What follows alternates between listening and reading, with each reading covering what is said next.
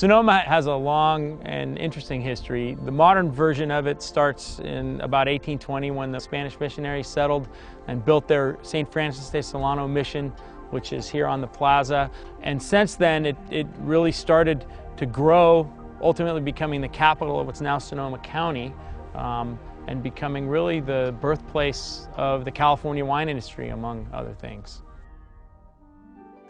When visitors are coming to Sonoma Valley and they stop in our restaurant, it's really important that we get to show off the wonderful bounty that we have right in Sonoma. We do a lot of our own planting and harvesting vegetables, and we press our olive oil.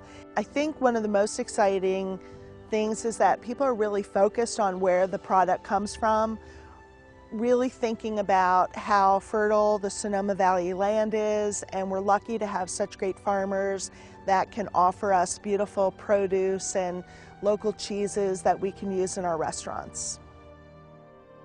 As somebody who travels a lot around the country for his work like I do, I always come home and feel blessed by virtue of what is available around that simple square in Sonoma all day long in terms of food and activity. The Basque Boulangerie, which is owned by a family who's been baking bread in Sonoma for longer than I've been alive, is an institution. Tuesday nights throughout the summer are just amazing. They're our local farmers market, and it's there where really the whole town seems to gather. Live music, great local produce, lots of wine drinking. From a viticultural perspective, which is from a grape growing perspective, one of the greatest attributes of Sonoma Valley is its diversity.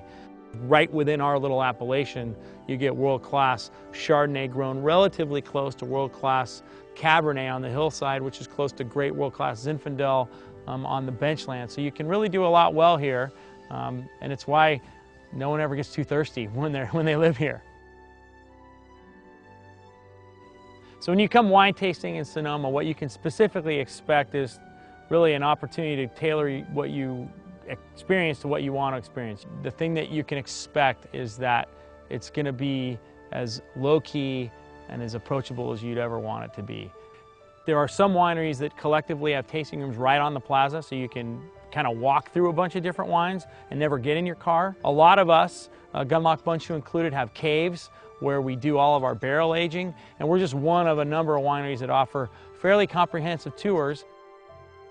Everybody thinks about the fact that it's food and wine, but there are incredible hiking trails that are all around. If you like to go hiking, you can go up to Jack London State Park.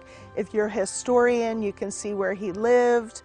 Go farther north, you get to Sugarloaf, where it's extremely beautiful. It's not for the meek in terms of hikers. It's pretty steep up there. Beautiful waterfalls and beautiful views. You can get food from the local market and have, a great picnic. There's also incredible cycling. I'll put a plug in for one of my favorite things to do. I ride a bike all the time, and there's a reason that Bicycling Magazine calls this one of the top 5 regions in the world to get on your bike. It's just a special place to be.